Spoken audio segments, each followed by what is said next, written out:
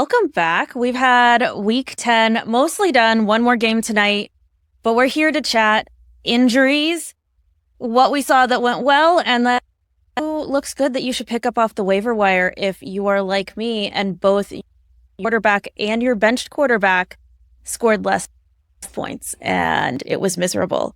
But let's first say week 11 has 4 teams on bye.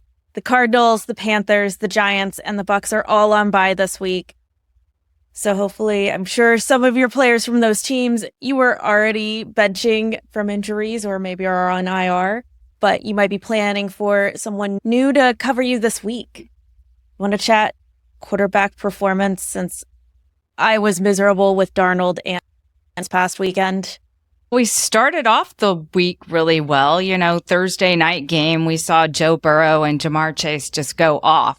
And that was encouraging, unless you were playing against them like I was. And I woke up on Friday morning and I was already down 100 points because the person was playing both Burrow and Ja'Marr Chase. So that, I hope other fantasy managers did not have that experience. And then on Sunday, we just had dud performances. We saw a lot of interceptions. We saw Sam Darnold throw 3 interceptions and Jared Goff throw 5 interceptions, and they both still won. That's kind of crazy. Yeah, I couldn't believe that Goff threw 5 interceptions last night. And won. Yeah, and they came back to win it. Yep, it was amazing. So let's go through the injuries that happened over the weekend that you may or may not have heard about. Chuba Hubbard, Carolina Panthers running back, had a knee injury. And this is apparently not the first go-round with this knee injury. It's a reoccurring one for the Panthers. Have a bye week this week, and they will hope to have him back in week 12 because also another injury that happened on Sunday was Miles Sanders, their other running back, was actually carted off the field with an ankle foot injury. Both of their running backs are banged up. The good news is they should be getting back Jonathan Brooks, and they have this bye week. So Jonathan Brooks, we thought was going to play on Sunday. He was activated last week off of IR. He's coming off that ACL tear almost a year ago now, but he didn't play. So they have to be looking to have him back as well after the bye week. So we've got to keep an eye on this. They've got that extra week and see if they can come back after the bye, either Miles Sanders or Chuba Hubbard. We also had Aaron Jones go out with ribs. He left the game, came back. I mean, ribs are hard because it's a playthrough pain. Then they may work in more Cam Akers, which is kind of a sneak preview. So let's first talk about Bigsby. Yeah, so another running back. It was a hard week on running backs. We've been seeing the wide receivers go down, but this week it was all about running backs. Tank Bigsby was also lost by the Jacksonville Jaguars with an ankle injury. He did not finish the game. He was already banged up going into the week with that ankle injury and apparently re-aggravated it. They too, luckily, have they have a bye week coming up in week 12, so he may miss this week and target a comeback in week 13 for his return. And then we had yet another running back go down. The Steelers lost Najee Harris. He rolled his ankle and he left the game, but he returned, but it didn't look real good. Running backs usually miss time with ankle injuries like this, so we'll have to watch the practice reports and see if Najee Harris returns, because if he doesn't, then Jaylen Warren becomes a better running back if Harris misses time. Our other area of injuries were tight ends. We saw Sam LaPorta get injured with his shoulder. He left the game and didn't come back after gathering up a 37-yard reception. It was a big catch, and he was tackled hard on the 3-yard line, came down and slammed it, and he didn't come back. So it could be an AC joint sprain, and he could end up missing multiple weeks. On the Buffalo side, Dalton Kincaid injured his knee attempting to catch a pass. He left the game, got a brace, and then left again. Yeah. We need to find out more on this injury, but considering he said himself that he couldn't run and he couldn't really contribute the way he wanted to, I think he'll be out some kind of time. And since the Bills are already down two wide receivers with Keon Coleman not playing and Amari Cooper also not playing, then they need their tight ends, which is another preview to what's coming up in our waiver wire pickups.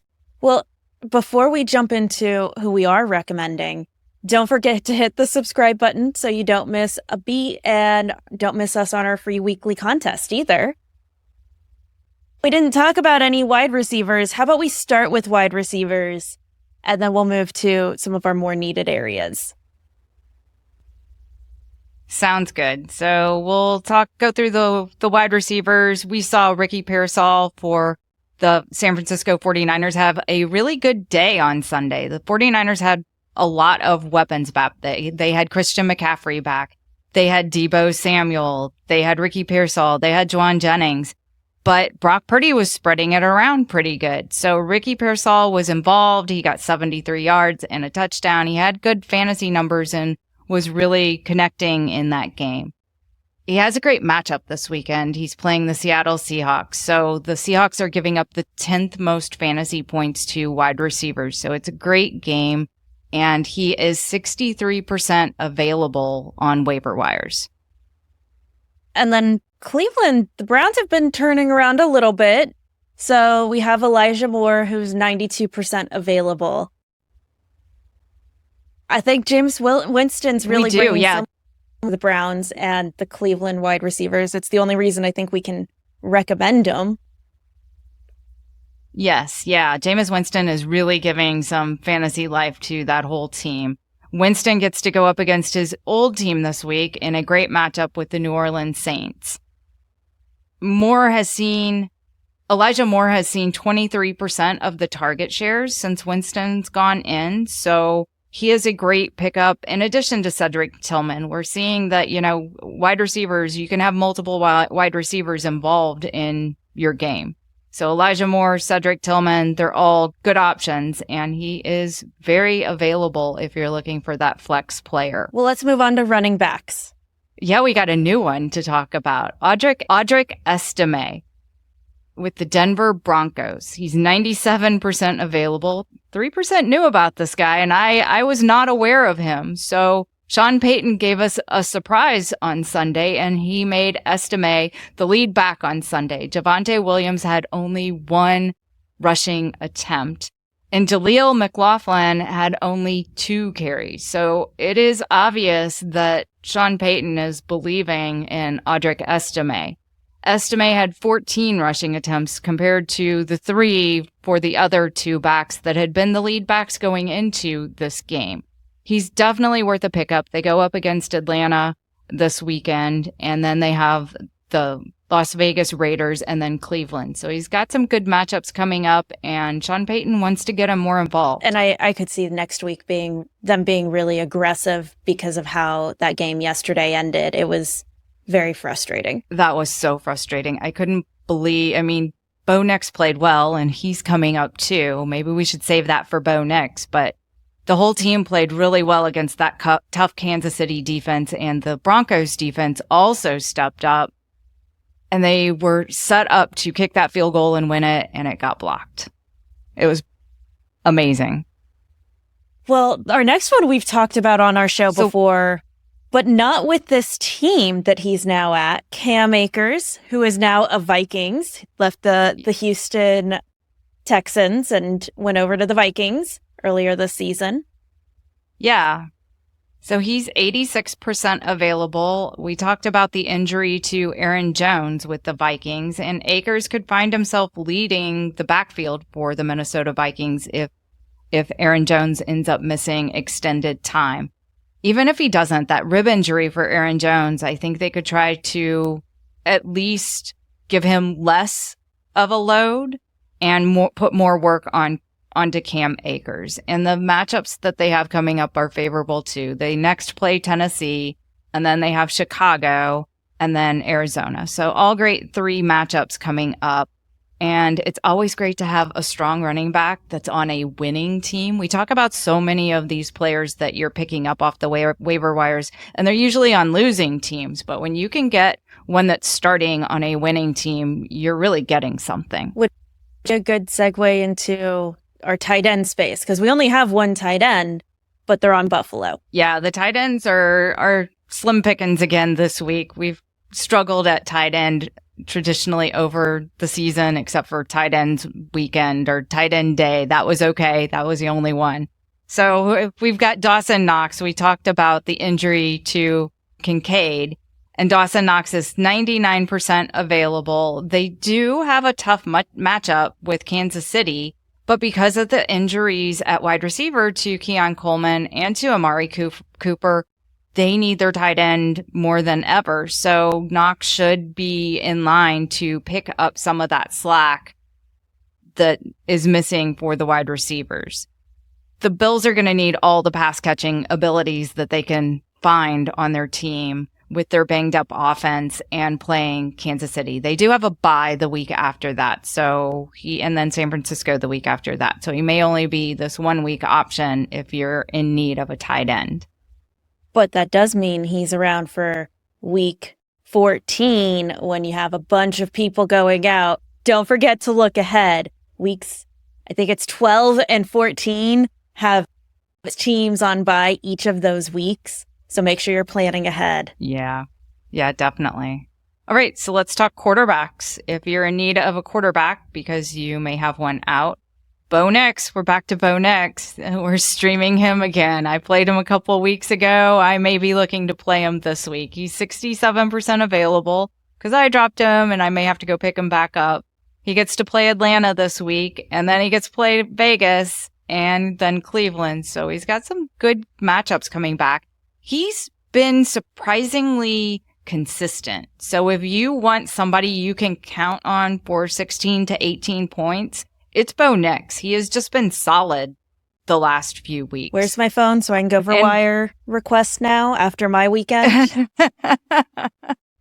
Yeah, that's true. You say, your quarterback's had a rough weekend. So maybe you can just go to Bo Nix and he can give you, your solid points and you can count on him. The other one has a high ceiling. So we've got Jameis Winston also on the list, and we've already talked about Cleveland. Cleveland is getting to play New Orleans this weekend, and Jameis Winston is getting to play his old team again. He's 92% available on waiver wires. I don't love the matchups he gets after New Orleans. He's got Pittsburgh and then at Denver, but he's got a great opportunity this weekend in New Orleans. And he could just crush it. The ceiling for Jameis Winston this weekend is so high, and coming off that bye that he could have an awesome weekend. Well, let's chat defense. I feel like some of the games this past weekend, we saw some good defenses, and we just saw some bad offenses that made defenses look good. 5 interceptions makes anyone look funny. good. Yeah. But, usually the Lions are a good team. Jared Goff's a good quarterback. So the Texans are on our list. They're 57% available. If you can get the Texans defense, well, one, it would have been great to have had them last night, but you didn't have them last night. But their next 3 matchups are even better. They get to play Dallas, then Tennessee, and then Jacksonville. Their defense is number 6 in sacks. And they're coming off that loss to Detroit where they let the Lions come back, but they had those 5 interceptions. So we know they can do it. They've just got to dial it in a little bit more, and they've got better matchups coming that are from teams that do not have the offensive weapons that the Lions did. Dallas yesterday couldn't decide which quarterback they wanted to play. So yeah. So the Texans this weekend, put that request in as well when you grab your phone. I did hear that the Dallas stadium, when it was designed, they did not take the sun into account correctly, and so it will blind even the Cowboys players.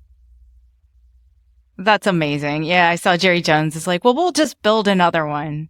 Like, all right. You just put up whatever, blinds Jerry. Or shades or something. Like, that seems a much simpler solution than build a new stadium. Yeah, well, they have that other problem where sometimes on kicks, they hit the scoreboard. Oh. That wasn't exactly the best design either. I forgot about that. So that's happened a few times. Yeah, so maybe they do need a new stadium. Jerry can waste his money on it. It's okay. Well, let's talk about another team The newer stadium, too, the Rams. They're on the defense list. They are. So there's 79% available in case you can't snag the Texans defense.